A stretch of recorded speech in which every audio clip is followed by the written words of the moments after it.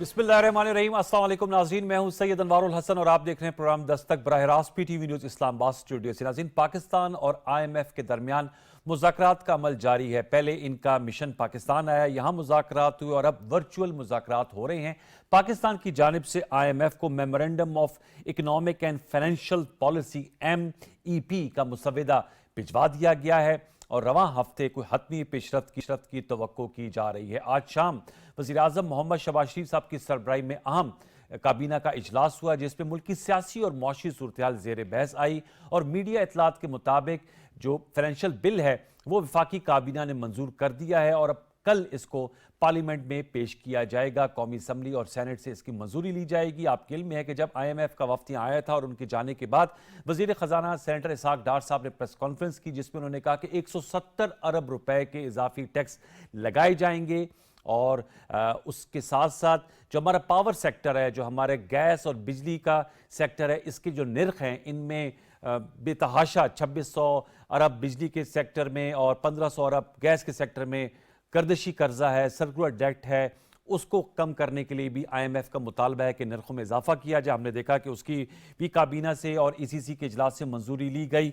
Gas के नरखों को 17 से 112% इजाफे का और इसकी जो स्लैब्स हैं वो 6 से बढ़ाकर 10 कर दी गई हैं, जबकि और 1 जनवरी से इसका इतलाक होगा 2023 से 30 जून जो कि हमारा फाइनेंशियल क्लोज होता है 2023 का। जबकि बिजली में आइंदा 4 माह के लिए यानी मार्च से जून तक लिए 3 रुपए 39 या 42 पैसे बढ़ाए जाएंगे, इनकी मंजूरी ली गई है। इस हवाले से हम आज की नशिस्त में गुफ्तगू करेंगे। आज सदर मुमलिकत से वजीर खजाना सेनेटर इसाक डार साहब की अहम मुलाकात भी हुई, जिसमें सदर मुमलिकत ने हुकूमत की जो ज़मन में काविशें हैं, कोशिशें, उनको सराहा और उनका रियासत पाकिस्तान हुकूमत की जानिब से जो IMF के साथ वादे किए गए उसमें इनके हुकूमत के साथ खड़ी है। ताम उन्होंने ऑर्डिनेंस के बजाय बिल पार्लियामेंट की सूरत में लाने का मशवरा दिया। इसी सियाको सबाक के साथ हम गुफ्तगू करेंगे। बड़ा अहम मौजू है क्योंकि इसके जो IMF के साथ मुआहदे, स्टाफ लेवल एग्रीमेंट की मुमकिना असरात व नताइज हैं उस पर हम गुफ्तगू करेंगे। कल पार्लियामेंट में भी इंशाल्लाह ये ले होगा। कल भी हम बात कर रहे होंगे मेरे ख्याल में पाकिस्तान के एक आम आदमी के नुक्ता नज़र से लेकर एक मैक्रो लेवल तक सबसे अहम इशू है। इस पर गुफ्तगू करने के लिए जो नुमाइंदा शख्सियत मेरे साथ शरीक गुफ्तगू का तारुफ हमसे करा देते हमें ज्वाइन है कैसर अहमद शेख साहब, वज़ीर आज़म के मामून खसूसी हैं। मुस्लिम लीग नवाज से आपका ताल्लुक है, आपका बहुत शुक्रिया नवाजिश कि आपने वक्त दिया। हमें ज्वाइन कर रहे हैं सेनेटर नुमान वज़ीर खटक साहब। आप पाकिस्तान तहरीक इंसाफ के मरकजी रहनुमा हैं और सेनेट ऑफ पाकिस्तान में आप इनकी नुमाइंदगी कर चुके हैं। खुद माशाल्लाह मारूफ बिजनेसमैन भी हैं और मुल्की मईशत पर गहरी गिरफ्त और खुली राय का इजहार करते हैं, सियासी वाबस्तगी से बालातर होकर। नुमान वजीर साहब, आपका भी बहुत शुक्रिया। दौरान गुफ्तगू हमें महताब हैदर साहब जो बड़े सीनियर सहाफ़ी हैं वो भी ज्वाइन करेंगे, उनकी राय भी लेंगे। आप दोनों मौजूद मेहमान को फॉर्म वेलकम। एक तो कैसर शेख साहब, आज आप प्रोग्राम में आए हैं तो SAPM से पहले जब आते थे तो MNA है, तो बाज़ाब्ता तौर पे भी आपको मुबारकबाद इसकी हम देंगे और हम उम्मीद करेंगे कि आपकी जो एक्सपीरियंस है उसका भरपूर फ़ायदा उठाया जाएगा क्योंकि इस वक्त सारी मुश्किलात ही मईशत से रिलेटेड हैं। मैं आपसे जानना चाहूँगा 170 रुपए के टैक्सेस की तो बात खुद इसाक डार साहब ने की, अब पार्लियामेंट में ये लाया जाएगा। आप समझते हैं कि ये जो प्रायर एक्शंस जो IMF की तरफ से कहा गया है वो लेने के बाद हम वो जो इनके साथ मुआहदा है वो स्टाफ लेवल एग्रीमेंट तय पा जाएगा और इसके क्या मुमकिन असरात और नताइज होंगे? बिस्मिल्लाहिर्रहमानिर्रहीम। अनवार बात यह है कि हमारी तफसील से IMF से तो मुज़ाकरात हुए सर, यहाँ हुए, अब वो जारी है, वो अपनी जगह पे जारी है और मैं समझता हूँ जो उनकी डिमांड्स थी हमने वो पूरी कर दी हैं। और ये बहुत बड़े फैसले थे, बड़े मुश्किल फैसले थे जो कि हमारी हुकूमत को लेने थे, लेकिन हमें क्योंकि रियासत बचानी है, अपनी पॉलिटिक्स पे इसका बहुत असर पड़ा है लोगों को। जब जो महंगाई इन्फ्लेशन है और बहुत बढ़ रहा है और ये गैस के और बिजली के नर्ख बढ़ने से, पेट्रोल की कीमतें बढ़ने से और नए टैक्स लगने से, देखिए इसमें तो हमें पता है कि ये सारा लोग जो है इसको बड़ा उनको मुश्किलात होंगी, तकालीफ होंगी, लेकिन उसके बगैर और कोई इस वक्त हमारे पास चारा ही नहीं। हम इस वक्त बहुत मुश्किल हालात में हैं और हमें हर सूरत में अपनी रियासत को बचाना है। और मैं समझता हूँ कि प्राइम मिनिस्टर मियाँ शहबाज शरीफ और इसाक डार साहब वज़ीर ख़ज़ाना बड़ी मेहनत कर रहे हैं इस पर और बड़ी एफर्ट कर रहे हैं। और ये भी जो मैंने ये खबर सुनी है कि इसको बिल की शक्ल में लाएंगे, मैं समझता हूँ बड़ी अच्छी बात है कि असेंबली में पेश होगा, ओनरशिप नेशनल असेंबली में पेश होगा और वहाँ पे डिस्कस होगा इसको सब। ये बेहतर, ठीक है, मुश्किलात हैं, लेकिन ये मुश्किलात जो भी कुछ हम बिल पेश कर रहे हैं, जो नए टैक्स लगा रहे हैं, वो असेंबली के थ्रू आ रही हैं और वो असेंबली लोगों के इलेक्टेड लोग हैं। तो वो इसलिए मैं ये महसूस करता हूँ कि इसको फिर बेहतर करेंगे, हमारे जब हालात बेहतर होंगे तो हम इसको इम्प्रूवमेंट करेंगे। इस वक्त तो इनके अलावा और कोई चारा नहीं। मैं समझता हूँ कि बहुत कुछ होना चाहिए था, हमें पिछले काफ़ी अरसे से बेहतरी लानी चाहिए थी, बहुत कुछ हो सकता था, लेकिन हमने क्योंकि वो स्टेप्स नहीं लिए। अब इस वक्त तो वो और कोई ऑप्शन हमारे पास नहीं था, हर सूरत में उनकी डिमांड हमें माननी थी और वो मान रहे हैं, लेकिन इसका रिपरकशन अब जो होना है उसको हमने फेस करना है और उसको सोचेंगे कि अभी भी हम अपनी इकानमी को कैसे बेहतर करें। मैं तो हमेशा अनवार इस पे जोर देता रहा हूँ कि देखिए बात यह है कि मैंने 2-3 दिन पहले भी आपसे ये कहा था कि दुनिया में इस वक्त जो प्रोजेक्ट कर रहे हैं ना, अगले 2-3 सालों की जो प्रोजेक्शन है, उसमें हमारे 2 पड़ोसी मुल्क, दुनिया की आधी ग्रोथ उनके यहाँ है, चाइना और इंडिया में दुनिया की आधी, और बाकी 198 मुल्कों में उतनी ग्रोथ है, बाकी आधी ग्रोथ हमारा रीजन है। हम क्यों नहीं बेनिफिट ले रहे? जब बांग्लादेश आगे बढ़ रहा है, इंडिया बढ़ रहा है, ये सारे ममालिक, चाइना बढ़ रहा है और हमारे ही रीजन के ममालिक हैं, एक हम ही हैं जो हम ग्रोथ ही नहीं कर रहे, जीरो ग्रोथ। आप जितनी भी कंडीशनें मान लेना जी, जब तक आप खुद अपनी इकोनॉमी को ग्रो नहीं करेंगे आपको मुश्किलात खत्म नहीं होंगी। मैं नुमान साहब के पास जाता हूं, लेकिन चूंकि आप हमेशा, आपका इस्तेदलाल रहा है कि जो इलेक्टेड रिप्रेजेंटेटिव होता है उसको आवाम की नफ्स का पता है, आपके इसके अलावा कोई और ऑप्शन नहीं है। तो मैं आपसे जानना चाहूंगा, कल असेंबली में आएगा, वो पाकिस्तान का सबसे बड़ा ऐवान है, डायरेक्ट इलेक्टेड लोग उधर हैं, कोई आपके पास कोई ऐसा रास्ता है जिसमें जो अवाम है, जो ऑलरेडी महंगाई के बोझ का उनको सामना है, उनके लिए कोई वे आउट भी निकल सके? एक तो ये है कि हमें बताया गया है कि जो बेनज़ीर इनकम सपोर्ट प्रोग्राम है, उस 360 अरब से 400 अरब कर दिया गया, 40 अरब रुपए का इजाफा। आप समझते ये इनफ है या मजीद भी कुछ किया जा सकता है? जी, तो बहुत इनफ तो नहीं है जी। हमारे यहाँ गुर्बत क्योंकि बहुत बढ़ रही है, बहुत ज़्यादा।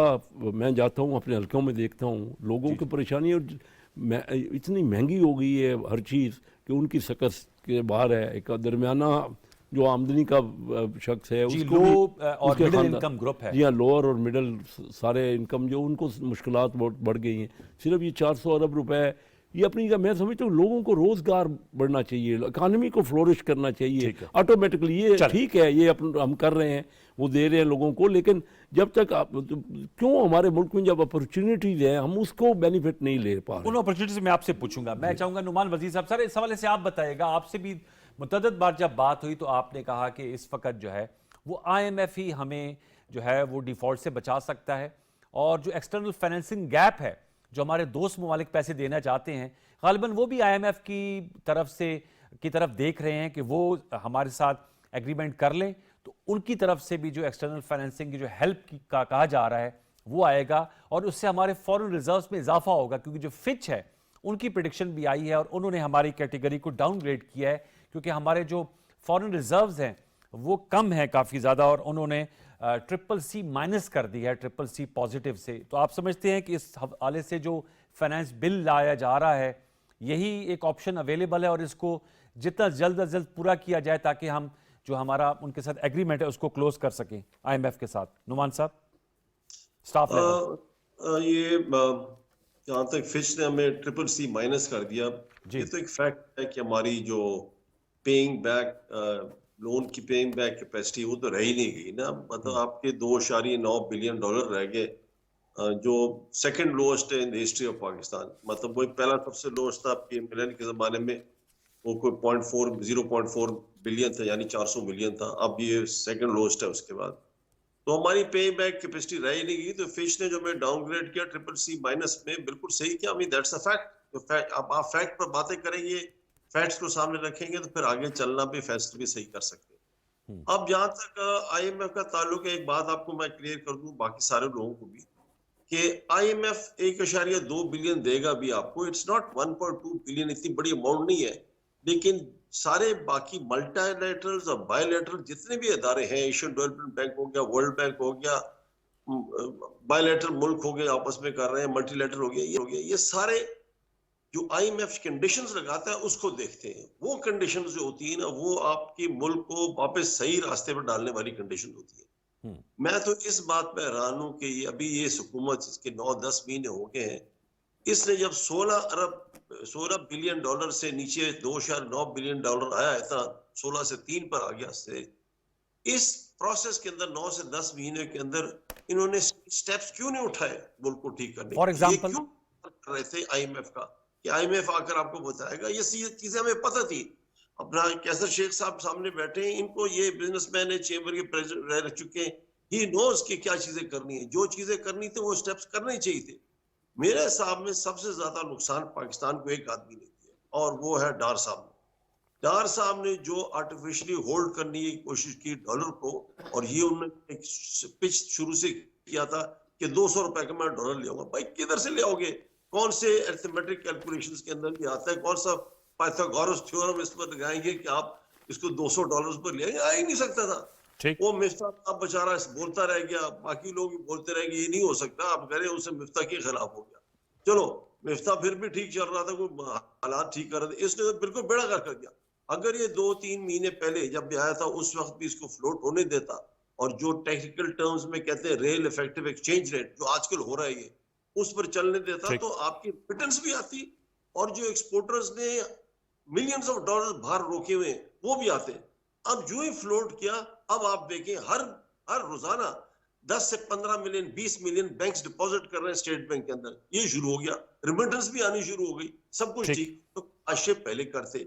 बाकी आपके जो बड़े बड़े इदारे हैं, हमारी जो लॉस मेकिंग इदारे हैं या हमारे सर वो उस पे आता हूं मैं, नुमान साहब उस पे आता हूं जो लॉस में। मैं चाहूंगा कि राना शहबाज साहब वेरी सीनियर जर्नलिस्ट, और उनको बहुत जबरदस्त किस्म की गहरी गिरफ्त है मुल्क की मईशत, और उन्होंने हमें ज्वाइन किया। राना शहबाज साहब, उनका मौकफ भी ले लेते हैं, आप हमारे साथ ही रहेगा नुमान साहब। राना शहबाज साहब अस्सलाम वालेकुम।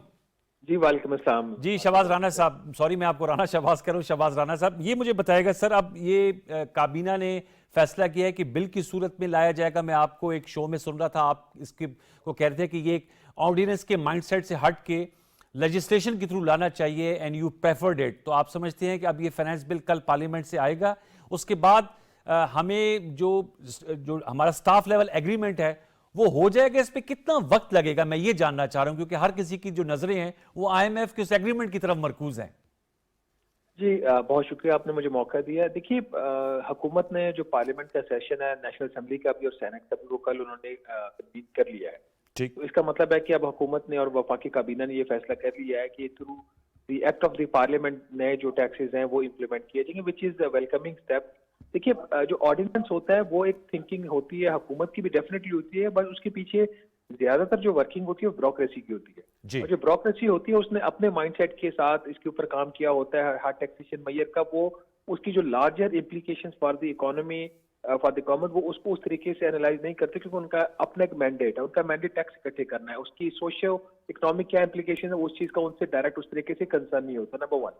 नंबर टू, या तो कोई ऐसी चीजों के हुकूमत को पार्लियामेंट का सेशन कवर उसको बुलाने में कुछ दिक्कत हो तो बात समझ आती है, तो आप एक बहुत ही इमरजेंसी की सिचुएशन है और आप एक सेशन कॉल नहीं कर पाते और आप ऑर्डिनेंस की सूरत में कर लेते, तो फिर तो बात समझ आती है। हमारे एक रीत बन चुकी है पाकिस्तान के अंदर कि जितनी मर्जी इंपॉर्टेंट लेजिस्लेशन हो या लेस इंपॉर्टेंट लेजिस्लेशन हो, चूंकि एक शॉर्टकट रूट मिलता है आपको ऑर्डिनेंस के जरिए, डिबेट से बचती है हुकूमतें।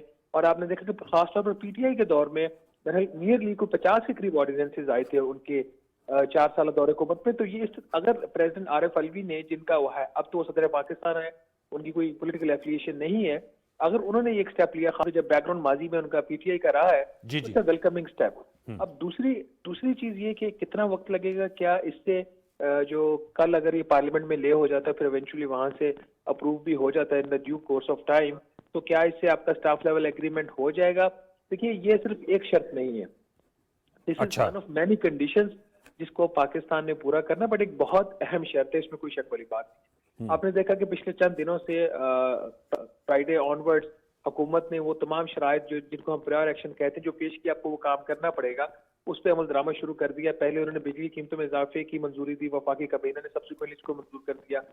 फिर आपने देखा गैस की कीमतों में ECC ने कल फैसला किया, वफाकी काबीना गालबन उसको एंडोर्स कर चुकी है। फिर ये आपने देखा कि अब ये पार्लियामेंट में एक नए टैक्स मेजर्स का एक बिल जा रहा है, इसके साथ कुछ और भी काम करने हैं। वो एक अहम काम ये है जिसके ऊपर मैंने आज खबर भी की थी, अभी शरह सूद में भी इजाफा जो है वो मुतवक्के है। अच्छा। IMF की तरफ से एक बड़ी डिमांड है कि आप शरह सूद में इजाफा करें कि जो इन्फ्लेशन की, महंगाई की जो प्रोजेक्शन आ रही है वो इतनी अच्छी नहीं है। अराउंड 30% या 30% महंगाई की बात हो रही है, विच इज वेरी हाई। तो IMF कह रहा है कि इस पे काबू पाने के लिए आप अच्छा खासा इसमें शरह सूद में इजाफा करें और वो आप फौरी करें। तो अब उसमें स्टेट बैंक ऑफ पाकिस्तान कितना टाइम लगाता है उसकी मीटिंग कॉल करने के, मॉनेटरी पॉलिसी कमेटी की, और उसके बाद फिर कितना increase state bank of Pakistan या उसकी मॉनेटरी पॉलिसी कमेटी करना चाहेगी, उतना ही चाहेगी जितनी IMF की डिमांड है। तो ये भी एक चीज अभी रहती है। फिर इसी तरीके से जो एक बहुत बड़ी रुकावट है स्टाफ लेवल एग्रीमेंट में, वो ये है कि IMF ने ये उसकी एक इंसिस्टेंस इस चीज के ऊपर है कि पाकिस्तान जो है और उसके जो कुछ ममालिक से उसने जो कर्जे लेने हैं उसकी जो रीअश्योरेंसेस वो दी जाए IMF को अभी फौरी, चाहे वो मुत्तहदा अरब अमारात है, चाहे सऊदी अरेबिया है, चाहे चीन है, उससे रीअश्योरेंसेस जो है वो इसलिए इम्पोर्टेंट है, अहम है कि IMF से जो हमें किस्त मिलनी है कर्जे की $1.1 अरब, उससे पाकिस्तान का जो मसला है वो हल नहीं होगा। ये तो सिर्फ थोड़ा सा आपका मसला हल करेगा, वो बाकी जो कर्जे रुके हुए उसका वो फ्लो बेहतर करेगा। उस सूरत में अगर ये 3 ममालिक से कर्जे नहीं आते तो फिर भी एक फाइनेंसिंग गैप रह जाएगा जिसे पाकिस्तान के दिवालिया उनके खतरे जो है वो बरकरार रहेगा, उसका खतरा। तो IMF ये नहीं चाहेगा। अभी तो IMF का प्रोग्राम डीरेल्ड है। एक एक्टिव प्रोग्राम में जब कंट्री दिवालिया हो जाए तो IMF की अपनी रेपुटेशन के लिए भी ठीक नहीं है, तो इसलिए हमें वो वाली भी अश्योरेंस चाहिए। तो अभी इसमें अगर ये सारे काम कल सुबह हो जाते हैं तो कल सुबह आपका स्टाफ लेवल एग्रीमेंट हो जाएगा। अगर इसमें हफ्ता लगता है, 4 दिन लगते हैं, तो जब तक ये सारे काम नहीं होते तब तक स्टाफ लेवल एग्रीमेंट हो नहीं सकता। अच्छा, क्योंकि ये रेस अगेंस्ट टाइम भी कहा जा रहा है और अभी नुमान वजीर खटक साहब PTI के सेनेटर रह चुके हैं, वो कह रहे थे कि फॉरेन रिजर्व्स जो हैं वो भी डिप्लीट हुए। उन्होंने कहा जब हमने छोड़े तो, शहबाज राना साहब इस हवाले से गाइड कीजिएगा, उन्होंने कहा जब हमने छोड़े तो $16 अरब थे, अब $2.9 अरब पे पहुंच गए हैं। आप एक तो इस हवाले से बताइएगा। दूसरा, ये गैस और बिजली के जो निर्ख हैं, इस हवाले से कहा जाता है कि ये ड्यू थे बड़े अरसे से, स्पेशली गैस के निर्ख, और decision making, timely decision making बड़ा मैटर करता है। नुमान वजीर साहब का ये कहना है कि अगर ये 9-10 माह में जो कैसर अहमद शेख साहब हमारे साथ मौजूद हैं उनकी हुकूमत कर लेती तो शायद मामला इस नहज पे ना आते। लेकिन ये जो गैस के निर्ख बढ़ाए गए हैं, जो बिजली के, आप इस हवाले से क्या कहेंगे? मैं आपको यही सुन रहा था, आप कह रहे थे गालिबन ये 2020 में लास्ट टाइम बढ़ाए गए थे और ड्यू थे, तो बर वक्त नहीं बढ़ाए गए, जिसकी वजह से ये 17 से 112% अब बढ़ाए जा रहे हैं। एक तो मेरा ये PTI के अपने दोस्तों से गिला है कि ये हकायक को सही पेश नहीं करते लोगों के साथ। जो नंबर्स होते हैं वो झूठ नहीं बोलते। अगर कोई नंबर पब्लिक है, वो स्टेट बैंक ऑफ पाकिस्तान की वेबसाइट पे मौजूद होगा, वजारत खजाना की, फेडरल बोर्ड ऑफ रेवेन्यू की, IMF के डॉक्यूमेंट में मिल जाएगा आपको। PTI की हुकूमत जो थी 8 अप्रैल तक थी, 2022 तक। तो आप अभी स्टेट बैंक ऑफ पाकिस्तान की वेबसाइट पे जाइए, वहां पे जाके फॉरेन एक्सचेंज रिजर्व्स में देखिए, तो वहां पे आपको जो नंबर नजर आएगा फॉरेन एक्सचेंज रिजर्व्स का, वो $10.9 अरब नजर आएगा। $10.9 अरब, तो ये 16 अरब की फिगर कहां से आती है? ये एक, मैं वही कह रहा हूँ, ये हमारे दोस्त हैं, ये बस मुझे नहीं समझ आती क्यों इस तरह की हरकत करते हैं। और ये हमारे सेनेटर साहब का मसला नहीं है, मैं ये बात फवाद चौधरी साहब को क्लैरिफाई कर चुका हूँ, हमारे जो दूसरे फरूख हबीब साहब को मैं क्लैरिफाई कर चुका हूँ कि खुदारा ये काम ना किया करें। एक नंबर पब्लिकली अवेलेबल है तो एम्बेरसमेंट होती है। अब नुमान साहब ने तो खुद तो जाके नंबर नहीं देखा होगा, इन्होंने अपनी पार्टी के लोगों से सुना होगा। तो अभी भी आप बैठे हैं, आप लाइव है प्रोग्राम आपका भी, वेबसाइट खोले आप देख लेंगे, वो 8 अप्रैल तक $10.9 अरब है। एक चीज, हाँ ये बात दुरुस्त है इनकी कि अब $3 अरब से भी नीचे गिर गया है और ये एक इंतहाई क्रिटिकल चीज है, नहीं होना चाहिए था, ये डिलेड डिसीजन मेकिंग की वजह से हुआ है। ठीक। दूसरी, इसके अंदर जो आपने फरमाया कि गैस और बिजली की कीमतों में इजाफा, जहां तक गैस की कीमतों में इजाफा है, ये बिल्कुल ड्यू था, इसका IMF के प्रोग्राम से कोई ताल्लुक हो ना हो, ये हुकूमत को करना था, क्योंकि जो सुई नदरन गैस पाइपलाइन है और सुई southern gas company limited SSGCL, ये दोनों कंपनियां दिवालिया हो जाएंगी एक दिन अगर ये हमने उनके मामला को दुरुस्त न किया। याद रहे कि 2013 से 2022 तक कंपनियों को वफाकी हुकूमत ने $577 अरब अदा करना है। ये गैस कीमतों में जो इजाफा हो रहा है, जिसे $310 अरब मिलेगा, ये उसके अलावा $577 अरब माजी का पड़ा हुआ।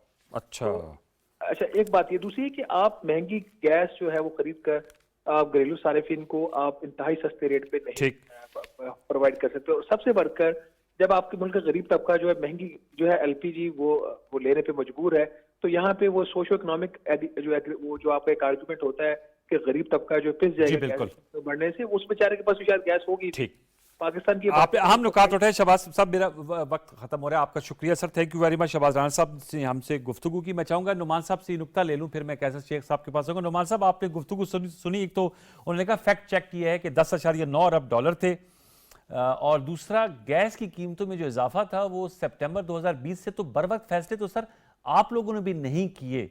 तो आप समझते हैं कि ये कलेक्टिव जो मुतअद्दिद हुकूमतें आई हैं उनकी वजह से आज हम जो हमारी इकोनॉमी वो डाउन हिल की तरफ जा रही है? नुमान साहब।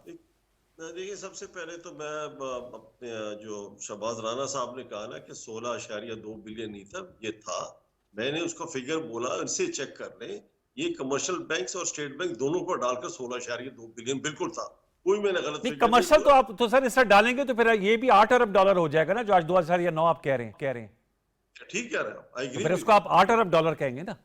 तो 2.9 बिलियन स्टेट बैंक का बोला, भी जो फिगर आ रहा है सामने, तो फैक्ट मैंने भी सही बात की, इन्होंने भी सही बात की, तो ये क्लियर, एक तो ये होगी। दूसरी आपने बात की, जहां तक गैस की बात करते हैं, गैस तो देखे ना, इसके बोर्ड पर भी मैं रह चुका हूँ, सुई नॉर्दर्न के बोर्ड पर, इसका यूएफजी या डाइन लॉसेस जो होते हैं वो 12-13% और सुई सदन के 19%। चाहिए ये सरकार को कि ये लॉसेस जो हो रहे हैं, ये चोरी जो हो रही है, लॉसेस क्या चोरी हो रही है, सही बात करें ना, चोरी हो रही है, कंट्रोल करें।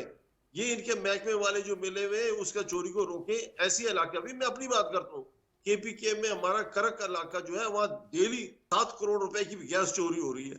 किसने रोका आज तक? सुई नॉर्दर्न क्यों नहीं चेक करती चीजें? चाहिए वो चोरी रोके, बिजली की चोरी रोके, बिजली का और गैस के रेट ज्यादा ना करें, उधर से कंट्रोल करें। दूसरी बात जिसके अंदर आती है, मैं आपको जो शरह सूद की बात की ना, ये मेरा ख्याल डिस्काउंट रेट या शरह सूद की बात करिए, इसको 18% में जाना चाहते हैं। This is worst for Pakistan. ये जो IMF का एक कंडीशन है जो मैं कहता हूँ हमारे मुल्क की, ये जहर है, तबाह करने वाला ओके, शरह सूद में इजाफा आप कह रहे हैं, जो अभी हमें खतोखाल तो नहीं पता, लेकिन वो है, वो इसलिए ये अभी भी बहुत ज्यादा है, अभी भी 16% है, 18% कर दे तो और हालत खराब हो जाएगी। ओके, ये आपकी एकेडमिक किताबों में लिखा है, वेस्ट के अंदर, डेवलप्ड वर्ल्ड के अंदर होता है, जहां ज्यादा चीजें आपकी घर, गाड़ियां, घर, सारी चीजें क्रेडिट पर होती हैं, आप कर्ज पर ले रहे होते हैं। उधर तो आप शरह सूद जब ज्यादा करते हैं तो लोगों को लेना कम कर देते हैं, परचेज कम कर देते हैं। ठीक है, यहाँ पाकिस्तान में ये है ही नहीं, ये चीज फिलॉसफी गलत है, पाकिस्तान में अप्लाई नहीं होती। यहाँ तो आप सब सर इस पे जरा मेरे साथ ही रहेगा, इस पे मैं जरा नुक्ता कैसा शेख साहब के लिए मैं अपने आप एक और मौजूद गेस्ट को भी शामिल गुफ्तगू, महताब हैदर साहब ने हमें ज्वाइन कर लिया, सीनियर जर्नलिस्ट हैं, द न्यूज़ से वाबस्ता है। महताब, आपको भी वेलकम करते हैं। मैं कैसा शेख साहब, सर इसका जरूर जवाब दीजिएगा कि उन्होंने कहा बाकी कंडीशंस तो अब हमें, जैसे आपने भी, कोई ऑप्शन नहीं है, लेकिन नुमान वजीर साहब कह रहे हैं कि अगर जो शहबाज राना साहब की खबर है वो महताब से भी हम रीचेक करेंगे, शरह सूद में भी इजाफे की IMF बात कर रहा है, तो उन्होंने कहा अगर 18 हो जाता है फीसद बकौल नुमान वजीर साहब के, तो ये हमारे लिए बहुत नुकसानदेह हो सकता है। इस पर आपकी क्या राय है? अनवर, देखिए वो हमेशा IMF की तो ये कंडीशन रहती है, ये किताबों में जो इकनॉमिक्स की क्लासिकल थ्योरी है ना, उसमें यही है कि शरह सूद बढ़ाते जाओ तो आपका महंगाई, इन्फ्लेशन कम होगी। लेकिन ये सही कह रहे हैं, मैं नुमान वजीर साहब से एग्री कर रहा हूँ कि ये हमारे यहाँ एप्लीकेबल हुआ ही नहीं। जितनी आप शरह सूद बढ़ाते जाएंगे और महंगाई बढ़ेगी, हमारे यहाँ वो इम्पैक्ट नहीं है, क्योंकि अच्छा कम नहीं होगी और बढ़ेगी। और ये प्रैक्टिकल हो चुका है कई बार, कोई तजर्बा कामयाब नहीं हुआ। लेकिन क्योंकि IMF सबके साथ यही दवाई देते हैं, IMF की यही दवाई है और सबको उसने देनी है और हमने मानना ही मानना है। ये 18 पे भी नहीं रुकेगा, पता नहीं कहाँ जाएगा, क्योंकि शरह देखिए ना, हमारा इन्फ्लेशन तो 30% हो रहा है, तो इन्फ्लेशन से ऊपर होनी चाहिए शरह सूद, यहाँ लगभग होनी चाहिए। तो अब ये तो इसका इम्पैक्ट नहीं होगा, इसका नहीं मतलब ये कि इम्पैक्ट नहीं होगा, नेगेटिव इम्पैक्ट होगा। हमारी इकोनॉमी की ग्रोथ जीरो हो चुकी है, ऑलरेडी जीरो है। आप यही कहते हैं कि हमने इकोनॉमी की ग्रोथ को बढ़ाना है। जब तक हम नहीं बढ़ाएंगे, हम और किसको, आप पहले भी कर्जा नहीं देते, आपका सिर्फ 7% कर्जा जो है SMEs को जाता है, 93% कर्जा जाता है। वो लोग क्या करते हैं कि वो जाके प्रॉपर्टी खरीद लेते हैं, वो जाके प्लाट्स खरीद लेते हैं, वो अनप्रोडक्टिव मेजर्स में जाता है, इंडस्ट्री नहीं लग रही उससे। तो हम जितना भी आप बढ़ा लोगे ना, आप लोगों की डिमांड पूरी, लोगों को तो चाहिए। दूसरा, ओपन मार्केट में तो 30% रेट चल रहा है, ओपन मार्केट में तब भी नहीं मिल रहा, पैसा नहीं मिल रहा। तो आप जितना भी रेट बढ़ा लोगे, लोगों को पैसा चाहिए। सर वो कह रहे थे गैस चोरी हो रही है, तो इसको हो रही है गैस, आज से थोड़ी चोरी हो रही है, थ्रू आउट गैस भी चोरी हो रही रोका है, नहीं जा सकता। बिजली भी चोरी हो रही है। कोई हुकूमत रोक ना फौजी हुकूमतें, ना हमारी पार्टियों की, सारी पार्टियां तो रही पिछले 15 सालों में, पीपल पार्टी वजह क्या, रुकावट क्या है? नहीं है। जिन लोगों जहाँ पे हमारा ब्यूरोक्रेट हर चीज़ में रुकावट है।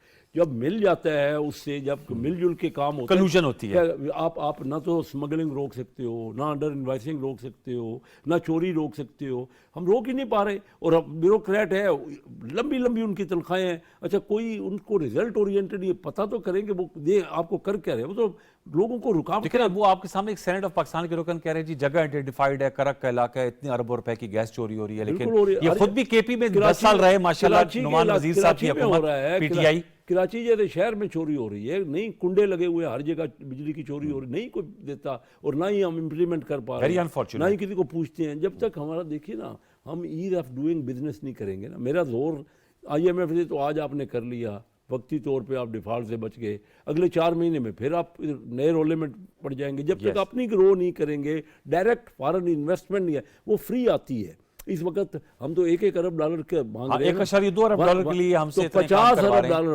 अरब डॉलर इंडिया में वो बाहर का डायरेक्ट फ्री भेज रहे हैं। महताब साहब के पास भी जरा मैं महताब हैदर साहब, बहुत शुक्रिया। माहौल बेहतर करें ताकि direct foreign investment, direct foreign confidence आए, आपकी इकोनॉमी पे कॉन्फिडेंस आए। महताब हैदर, मैं आपकी स्टोरीज को फॉलो करता हूं, बताइएगा आप इस वक्त जो सिचुएशन है, where we stand today as far as IMF Pakistan deal is concern, और जो प्रायर एक्शंस आपने स्टोरी की थी कि जी यूजुअली स्टाफ लेवल एग्रीमेंट के बाद वो एक्शंस होते हैं, लेकिन इस दफ़ा उन्होंने मेथोडोलॉजी पाकिस्तान के हवाले से उलट की है, क्योंकि क्रेडिबिलिटी का एक इशू था, वो तो हमारे इल्म में है।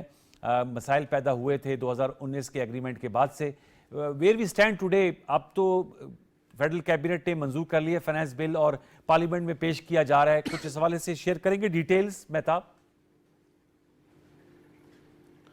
जी थैंक यू वेरी मच। देखिए, बुनियादी तौर पे पाकिस्तान और IMF के दरमियान जो नवा जायज़ा है, ये नवंबर में ड्यू था।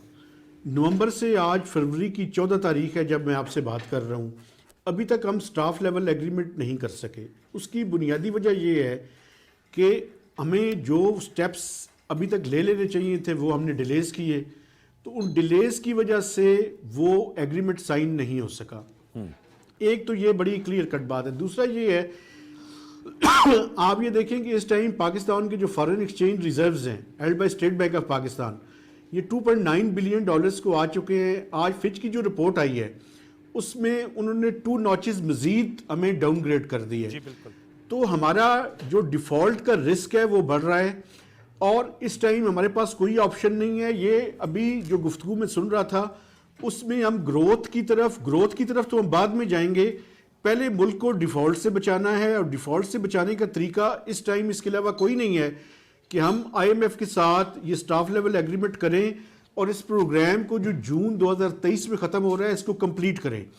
चाहे पाकिस्तान में किसी की भी हुकूमत हो, जून के बाद भी जो अगला फाइनेंशियल ईयर है, पाकिस्तान की जो एक्सटर्नल डेट सर्विसिंग की रिक्वायरमेंट्स हैं वो कुछ 27 बिलियन डॉलर्स की हैं। तो जो किसी की भी हुकूमत हो, हमें IMF के एक नए प्रोग्राम में जाना पड़ेगा। और IMF की प्रिस्क्रिप्शन जो है वो बड़ी क्लियर है कि उन्होंने स्टेबलाइज करना है through tightening of monetary and fiscal policies. आप अभी हम चाहें या ना चाहें, उन्होंने मजीद टैक्सेस भी लगवाने हैं, उन्होंने जो मॉनेटरी टाइटनिंग है वो भी करनी है। अभी पॉलिसी रेट अगर 16% है, अगर हमारी इन्फ्लेशन ऑन हायर साइड जा रही है और कोर इन्फ्लेशन भी बढ़ने के चांसेस हैं, तो वो डेफिनेटली रिकमेंड करेंगे कि हम डिस्काउंट रेट या पॉलिसी रेट को मजीद हम इसकी जितनी दिल है मुखालफत करते रहे, हम ग्रोथ की बातें कर रहे हैं, लेकिन जो बुनियादी फंडामेंटल्स हैं इकोनॉमी के, जब तक वो ठीक नहीं होंगे तब तक हम ग्रोथ की तरफ नहीं जा सकते। हमारा प्रॉब्लम ही ये है कि हम ग्रोथ की तरफ जाते हैं तो साथ ही हमारे 2 डेफिसिट्स जो है वो बढ़ने शुरू हो जाते हैं, फिर हम लोन्स लेकर उनको फाइनेंस करने की कोशिश करते हैं। तो हमारा फिस्कल डेफिसिट और करंट अकाउंट डेफिसिट, जब तक हम इस पे काबू नहीं पाएंगे और अपने फंडामेंटल्स को ठीक नहीं करेंगे, हमारी ग्रोथ का ये बूम बस साइकिल जो है ये जारी रहेगा। थोड़ा सा हम ग्रो करेंगे, उसके नतीजे में फिर इम्बैलेंसेस होंगे। इसी वजह से ये 23 प्रोग्राम हम IMF के ले चुके हैं, लेकिन हम अपने बुनियादी स्ट्रक्चर को तब्दील नहीं कर रहे। हम अमीरों के ऊपर टैक्स नहीं लगाना चाहते, हम गरीबों के ऊपर टैक्स ज्यादा, इनडायरेक्ट टैक्सेस ज्यादा करना चाहते हैं। इस स्ट्रक्चर ऑफ इकोनॉमी के साथ इस मुल्क को नहीं चलाया जा सकता। और माफ कीजिएगा, ये बिजनेसमैन जो मेरे बुजुर्ग हैं, ये मेरे साथ बैठे हुए हैं, इस मुल्क में ये भी एक अजीब है, मुझे किसी मुल्क में ये नजर नहीं आता कि आप बिजनेस करना चाहते हैं और बिजनेस में जब लॉस हो तो आप सब्सिडी मांगनी शुरू कर देते हैं। ये कहां पे होता है? बिजनेस तो ये होता है कि अगर आपका वाइबल बिजनेस नहीं है तो उसको बंद कर दें, ठीक है। आप कंपिटेटिव हो। तो ये जो हमारे जो स्ट्रक्चरल प्रॉब्लम्स हैं उसमें ये बिजली और गैस सबसे बड़ा प्रॉब्लम है। ये बात जायज है, ये ठीक बात कर रहे हैं, क्योंकि जब तक ये ठीक नहीं होगा तब तक हम कंपिटेटिव नहीं हो सकते। लेकिन इनको भी अपने टैक्सेस जो है वो पूरी तरह से अदा करने चाहिए बिजनेस कम्युनिटी को। पाकिस्तान में सैलरीड क्लास के अलावा मैं नहीं समझता कि कोई और तबका जो है वो अपना टैक्स पूरी ईमानदारी से अदा कर रहा है। फ्यू एक्सेप्शन जरूर होंगी, लेकिन बाय एंड लार्ज अगर आप देखें तो हम अपना टैक्स पूरी ईमानदारी से नहीं दे रहे। दैट इज द रीजन कि हम हर थोड़े अरसे बाद एक क्राइसिस में पहुंच जाते हैं। अच्छा, ये मुझे ये बताएगा, ये जो आईएमएफ का जो आपने कहा था, फिर मैं नुमान साहब और कैसर साहब से इसका जवाब भी लूंगा। नुमान साहब, कैसर साहब हमारे वज़ीर आज़म के माओन ख़ुसूसी और नुमान साहब सेनेटर हैं, रह चुके हैं। ये मुझे बताएगा महताब साहब, ये आईएमएफ का सख्तगीर रवैया है, इसकी वजह वो जो 2019 का जो एग्रीमेंट था और उसके अंदर जो फिर खलल पैदा हुआ, वो वजह है जिसकी वजह से ट्रस्ट डेफिसिट है? और वो जैसे आपने कहा, वो कह रहे हैं एश्योरेंसेस चाहिए, बल्कि आपसे पहले शहबाज राना साहब बता रहे थे, वो कहते हैं जो आप लोगों के दोस्त ममालिक उनसे भी एश्योरेंसेस चाहिए। इसके अलावा तमाम ये प्रायर एक्शंस आप लोग पहले करें, आपका पार्लियामेंट में लाया जा रहा है, तब जाकर स्टाफ लेवल एग्रीमेंट होगा। माजी में तो मेरे ख्याल में इतनी कड़ी शराइत या इतना सख्तगीर रवैया नहीं होता था। महताब हैदर साहब, देखें, हमारा जो 90s में हमें जाना जाता था वो 1 और 2 ट्रांच कंट्री के नाम से जाना जाता था, 1 और 2 ट्रांच। लेकिन उसके बाद आपने देखा कि शौकत अजीज साहब के जमाने में आखिरी एक ट्रांच हमने नहीं ली थी और वो आईएमएफ का प्रोग्राम हमने किया था। फिर डार साहब ने के जमाने में भी हमने आईएमएफ का एक प्रोग्राम कंप्लीट किया जो 2013 से 2016 के दरमियान था। अब प्रॉब्लम यह है कि जो 2019 का प्रोग्राम है, इसमें मैं समझता हूं यूनुस डागा साहब का एक पब्लिक इंटरव्यू जो पब्लिकली पब्लिश हो चुका है न्यूज़पेपर्स के अंदर, जी। उसमें वो कहते हैं कि हमने कुछ आईएमएफ की ऐसी शराइत मानी जो कि आईएमएफ के साथ वाशिंगटन में हम एग्री करके आए थे कि इतनी सख्त नहीं होंगी, लेकिन उस टाइम आखिर में पूरी की पूरी इकोनॉमिक टीम को चेंज कर दिया गया। तो उसके बाद वो एग्रीमेंट हमने साइन कर लिया। चलें जी, साइन हो गया। उसके बाद कोविड आ गया। कोविड के बाद जब हम दोबारा आईएमएफ के प्रोग्राम को रिवाइव कर रहे थे, और आपको याद होगा कि पीटीआई की गवर्नमेंट थी, तो इन्होंने फरवरी 2022 में आईएमएफ के प्रोग्राम 5वां और 6वां रिव्यू कंप्लीट किया। तो फरवरी में जैसे ही आईएमएफ का वो प्रोग्राम रिवाइव हुआ तो हमने पेट्रोल और बिजली की कीमत ना सिर्फ कम की बल्कि उनको फ्रीज कर दिया। तो ये एक ब्रीच ऑफ एग्रीमेंट था। अच्छा, चले इनके पार्ट पे तो हो गया। फिर पीडीएम की हुकूमत आई, हमने बड़ी मुश्किल से आईएमएफ के प्रोग्राम को रिवाइव किया। लेकिन मुझे यह बताएं कि जब मिफ्ताह इस्माइल साहब को चेंज किया गया तो 4 माह तक हमने वो इकदाम नहीं किए। फिर आईएमएफ ने 2 शराइत रखी। एक जो आर्टिफिशियली एक्सचेंज रेट को हमने रखा हुआ था वो हमें खत्म करना पड़ा, मार्केट बेस गए, और दूसरा हमें पेट्रोलियम की प्राइसेस में इजाफा करना पड़ा। 35 रुपए हमने पेट्रोल और डीजल की कीमत बढ़ाई, तो उन्होंने अपना डेलीगेशन भेजा। अब वो प्रायर एक्शंस की बात कर रहे हैं। चूंकि वजह यह है कि 1 स्टेप एड 2 स्टेप बैक वाली पॉलिसी है, तो उसके नतीजे में जहां पे हमें आईएमएफ को ब्लेम करना चाहिए कि वो 1 शू फिट फॉर ऑल की पॉलिसी अपनाते हैं, तो अपने आप को भी अपने गिरबान में that is a very important point, कहां पे हमारे पॉलिसी ब्रीचेज हैं जिसकी वजह से ये प्रॉब्लम है। ये नुमान साहब, मैं आपसे जानना चाहूंगा, चूंकि आपने शरह सूद की बात की और उन्होंने कहा कि एग्री नहीं करते, और कैसर शेख साहब ने कहा कि आईएमएफ का एक मुरवजा तरीकाकार है, वो टाइटनिंग ऑफ फिस्कल पॉलिसीज और तमाम चीजें करते हैं, एंटी इन्फ्लेशनरी स्टेप्स की भी बात करते हैं। तो सर, कुछ हमें भी अपने गिरबानों में झांकना चाहिए, जहां आप जाहिर बात है पीडीएम की गवर्नमेंट को 9-10 माह का कह रहे हैं। मेरे ख्याल में आप इतने बोल्ड इनफ हैं कि आप ये मानेंगे कि आप लोगों की तरफ से भी ब्रीच किया गया, और जिस तरह सियासी नौयत के फैसले किए गए थे, पेट्रोलियम प्राइसेस को फ्रीज कर दिया, उनमें कमी कर दी, इलेक्ट्रिसिटी प्राइसेस को जैकअप करना था वो नहीं किया। तो जहां हम उनकी तरफ कह रहे हैं कि उनकी ये पॉलिसी ठीक नहीं, वहां हमें खुद भी सेल्फ इंट्रोस्पेक्शन, खुद एहतसाबी करनी चाहिए। नुमान साहब, देखिए, जहां तक पेट्रोल की प्राइस की बात है, पीडीएल जो हमने 50 रुपए कर दिया, इस तरह करना जो कर रहे हैं, कर भी दिया काफी हद तक। ये सारा कुछ पाकिस्तान की बेहतरी के लिए। वाई सबसे ज्यादा हमारा फॉरेन एक्सचेंज पेट्रोलियम प्रोडक्ट पर लगता है। जब ये प्राइस इंक्रीज की, you know what, last month हमारा 20% पेट्रोल की कंजम्पशन कम हुई है। ये कम होने से फायदा क्या हो, लोग बसेस में बीआरटी बड़े मास ट्रांजिट पे ट्रेवल करना शुरू कर दे, अननेसेसरी मूवमेंट अराउंड शुरू कर दी, इससे हमारा फॉरेन एक्सचेंज बचेगा, तो हमारा करंट अकाउंट डेफिसिट बेहतर हो जाएगा। तो हमें हम पर लाजिम है कि हमारा पेट्रोल की कीमतें ज्यादा करें। जहां तक अपना मेहताब साहब ने बात की कि सब्सिडी कोई नहीं मांगता है, इंडस्ट्री वाला कोई नहीं मांगता है, सब्सिडी मांगते हैं स्टेट ओन्ड एंटरप्राइजेस जो 1300 अरब रुपए को नुकसान करते हैं। सब्सिडी मांगता है जो हमारे डिफेंस प्रोडक्शन यूनिट्स हैं, 100 अरब के वो पैसा मांगते हैं। सेनेट से मेरे पास आया कि इसको प्रूव कर दे, मैंने क्यों प्रूव करूं? किस प्राइवेट सेक्टर के कारखाने पर, कौन सा ये अमेरिकन कंपनीज या फॉरेन कंपनीज, सॉल्ट कंपनी कौन सा सब्सिडी गवर्नमेंट से ले रही होती? कोई नहीं लेती। पाकिस्तान में क्यों सब्सिडी दी जा रही थी? इनको ठीक करने का ताल्लुक है। टैक्स बेस, जहां तक आपने बात की, टैक्स जो है ना, आप जो लोग टैक्स दे रहे हैं उन्हीं को और दबाई जा रहे हैं। यस, टैक्स ब्रॉड करें। अगर आप इन टैक्स पेयर को आप और टाइट करते रहेंगे, ये भी बैड माउथिंग शुरू कर देंगे, और टैक्स जो आने वाले टैक्स पेयर हैं उनको भी कहेंगे बताओ। एफडीआई की बात की, मैं आपको एफडीआई को क्लियर कर दूं।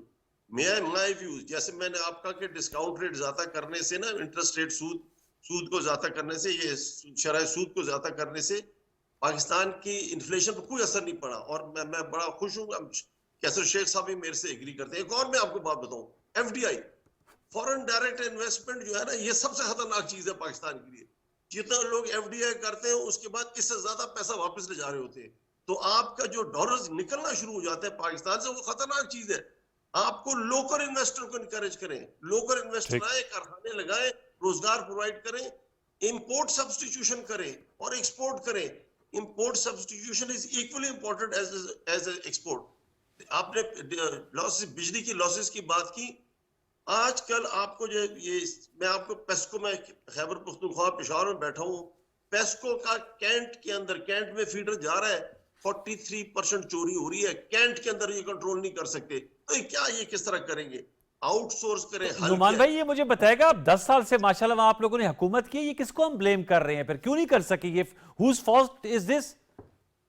देखिए, ये मैं तो आपको बताता हूँ कि मैं तो पेस्को के बोर्ड पर, वापडा के बोर्ड पर भी रह चुका हूँ। ये सारे टेक्निकल इंजीनियरिंग में सब पता है। ये ड्रामा जो करते हैं कि स्मार्ट मीटर्स लगाएंगे, हम एरियल बंडल केबल्स लगाएंगे, कैपेसिटर बैंक्स लगाएंगे, ये सारी चीजें on through all of these. Ultimate solution क्या है?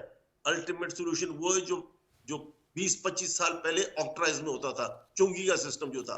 आउटसोर्स दिस फीडर्स, जो आपका 70% हो रही है, वो किसी ठेकेदार को, बदमाश को दे, यार ये ले लो, इसके जो तुम अपने अच्छा, तब जाकर, मतलब हमारे जो इदारों में सकत नहीं है, आप कह रहे आउटसोर्स कर दो, वो ले लेंगे।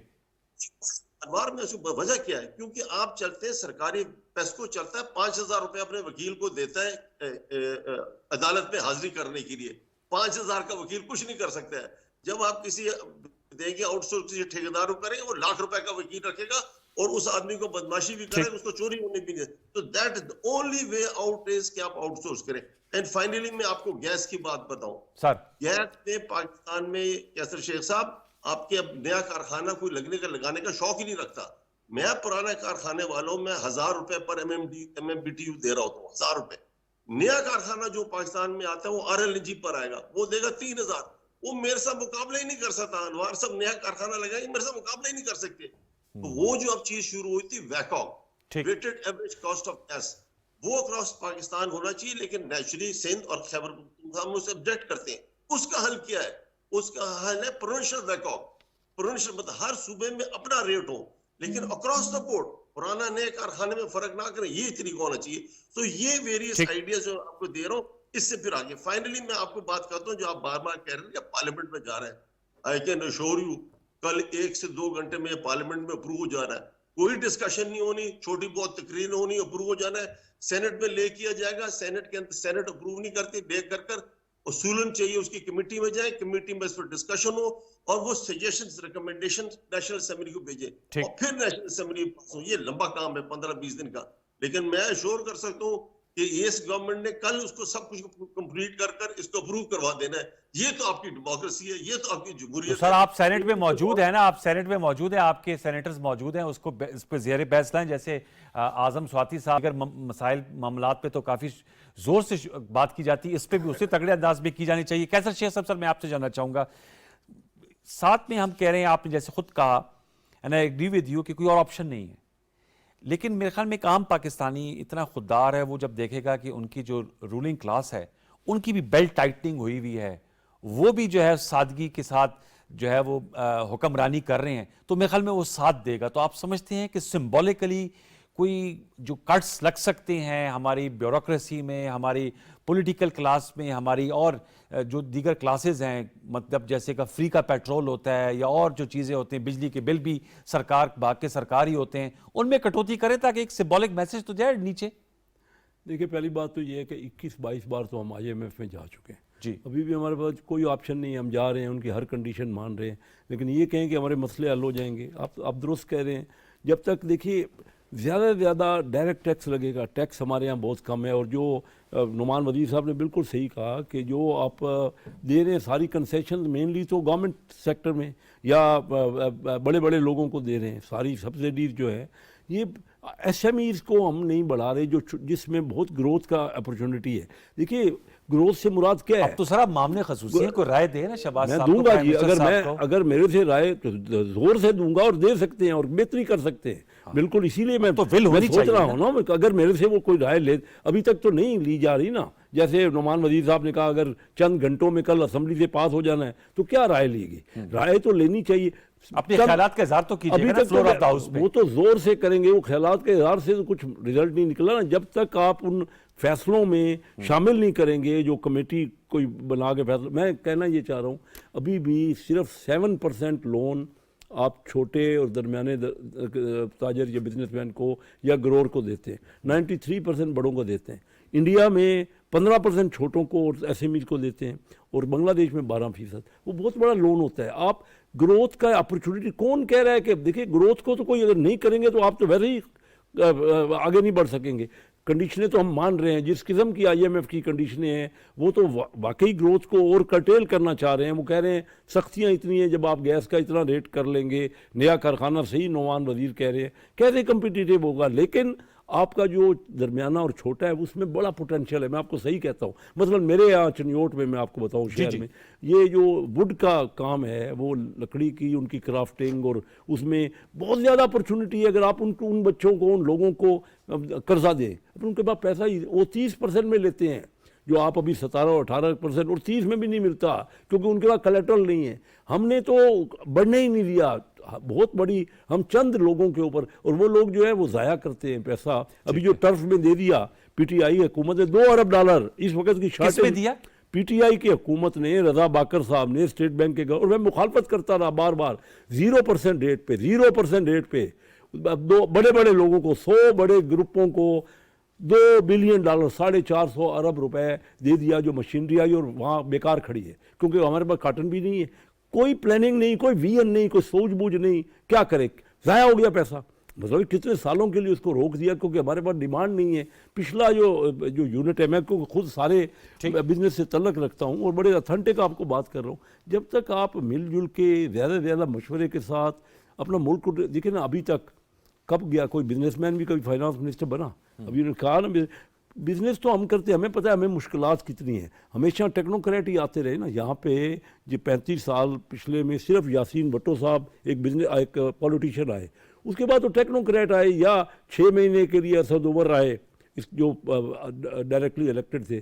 तो जब आप लोगों से राय लेंगे, भी तो आए, सागडार साहब हैं, सेनेट को देखिए, डायरेक्ट आपका बजट जो है वो कौमी असम्बली ने, आपका आइन कहता है कि सेनेट का कोई तल्लक नहीं, सेनेट का तल्लक नहीं है उससे। आपका डायरेक्टली इलेक्टेड जो लोग हैं, कौमी, आपका बजट आपका आइन के मुताबिक उन्होंने बनाना है, आप उनसे राय नहीं लेते, कोई भी नहीं शामिल होता। आप IMF के प्रोग्राम करते हैं, अब पता ही ECC आपकी होती है, उसमें पता ही नहीं है क्या क्या हो रहा है। चले कल असेंबली में जब ले होगा तो आई होप कि उस पर फिर आप लोग बहस भी करेंगे। महताब, मैं आपसे जानना चाहूंगा सर, वे फॉरवर्ड बताएं। महताब हैदर साहब, आपने गुफ्तगू सुनी, आप हमारे साथ मौजूद थे, 2 मारूफ सियासतदान हैं और उनका बिजनेस बैकग्राउंड भी है, उनकी राय भी आपने सुनी। अब सर वे फॉरवर्ड क्या होना चाहिए? देखें, ये नुमान साहब से मैं बड़ा रिस्पेक्टफुली एक बात से डिसएग्री करूंगा। वो कह रहे थे कि सिर्फ पब्लिक सेक्टर इंटरप्राइजेज सब्सिडीज़ लेती हैं। मैं आपके सामने एक फ़िगर रख देता हूं और आप इसको ऑफिशियली चेक कर सकते हैं सर, कि पिछले साल टेक्सटाइल सेक्टर को हुकूमत ने मुख्तलिफ मद के अंदर 534 अरब रुपए की सब्सिडी दी, जो कि इलेक्ट्रिसिटी का टैरिफ, गैस का टैरिफ, DLTL और इसी तरह की स्टेट बैंक की स्कीम और टफ की भी कुछ इस तरह के इंसेंटिवाइज्ड पैकेजेस थे। तो हमारी एक्सपोर्ट्स कोई तकरीबन 1.5 से 2 बिलियन डॉलर्स बढ़ी। तो बुनियादी तौर पे ये जो सब्सिडीज़ का है, चाहे वो पब्लिक सेक्टर में हो चाहे वो प्राइवेट सेक्टर के अंदर हो, इसको अबंडन करना पड़ेगा। हमें अपने पावर सेक्टर को ठीक करना पड़ेगा, हमें टैक्स बेस को ब्रॉडन करना पड़ेगा और ब्रॉडन करके रेट्स को कम करें। अभी तो हम उल्टा कर रहे हैं, रेट्स बढ़ाई जा रहे हैं, जिसकी वजह से हमारी कम्पिटिटिवनेस के ऊपर जो है वो प्रॉब्लम है। तीसरा जो है, हमें एक्सपोर्ट ओरिएंटेड इंडस्ट्रीज, नई मार्केट्स और नई प्रोडक्ट्स की तरफ जाना पड़ेगा जी। मसलन IT एक पोटेंशियल सेक्टर है जिसके ऊपर अगर हम तवज्जो दें इस टाइम, तो हम अपनी एक्सपोर्ट्स को बढ़ा सकते हैं। टेक्सटाइल पे हमने बड़ी तवज्जो दे ली। अभी आपको पता है कॉटन का भी प्रॉब्लम है। हम कोई नए सेक्टर्स भी तलाश करें और नई मार्केट्स तलाश करें। सही, ये चीज़ें हैं। और अपने लोगों की स्किल्स को बेहतर करें, क्योंकि जब लोगों की स्किल्स बेहतर होंगी तो वो किसी भी मुल्क के अंदर जाके जो प्रीशियस फॉरेन एक्सचेंज है वो अपने मुल्क में वापस भिजवा सकते हैं। ठीक कह रहे हैं। तो ये जो 4-5 चीज़ें हैं, इन पे अगर हम फोकस करें तो हम मीडियम टू लॉन्ग टर्म अपनी जो प्रॉब्लम्स हैं उनको हल कर सकते हैं। शॉर्ट ये जो टर्म में हम पसंद करें या ना करें, IMF के अलावा कोई चारा नहीं है। IMF का कोई चारा नहीं। लास्ट वर्ड ये महताब के, और जो सियासी तौर पे जो इतनी पोलराइजेशन है, कम से कम मईशत पे आप समझते हैं कि इनका कोई ब्रॉडर एरियाज पे इत्तेफाक होना चाहिए? देखें, मैं सबसे ये PMLN और PTI के लोग बैठे हैं, इनसे रिक्वेस्ट कर रहा हूं कि अगर खुदा का वास्ता है, अगर आपने इस मुल्क के सिस्टम को बचाना है तो आप सियासत करते रहिए, आप पॉलिटिकल पॉइंट स्कोरिंग बिल्कुल करते रहिए, लेकिन कुछ चंद चीजों के ऊपर आप लार्जर कॉन्टेक्स्ट के अंदर एक चार्टर ऑफ इकोनॉमी की बात करें। बल्कि मैं चार्टर ऑफ इकोनॉमी से ज्यादा, मेरे एक दोस्त ने एक वर्ड यूज किया, चार्टर ऑफ सर्टेनिटी की बात करें। कोई सर्टेनिटी हो कि इकोनॉमिक फ्रंट पे ये डिसीजंस हैं, चाहे किसी की गवर्नमेंट आ जाए, वो डिसीजंस हमने लेने हैं और उस एजेंडा को परस्यू करना है। टैक्स नेट को बढ़ाना है, एक्सपोर्ट्स को ज्यादा करना है, रेमिटेंसेस को ज्यादा करने के लिए अपनी वर्कफोर्स को और नौजवानों को स्किल्ड वर्कफोर्स जो है वो करनी है। ये 3-4 चीजें हम करें तो मैं समझता हूं हम पाकिस्तान की खिदमत करेंगे। चलिए, वक्त मेरा खत्म हुआ जा रहा है। आपका बहुत शुक्रिया महताब हैदर साहब, कैसर अहमद शेख साहब, सेनेटर नुमान वजीर साहब, शहबाज राना ने हमें ज्वाइन किया। आप तमाम मौजूद मेहमानों का बहुत बहुत शुक्रिया। व्यूअर्स, मामला बहुत पेचीदा है, आपने गुफ्तगू से अखज़ किया होगा नताइज कि इस वक्त सरे दस्त जो हल है वो IMF की डील है।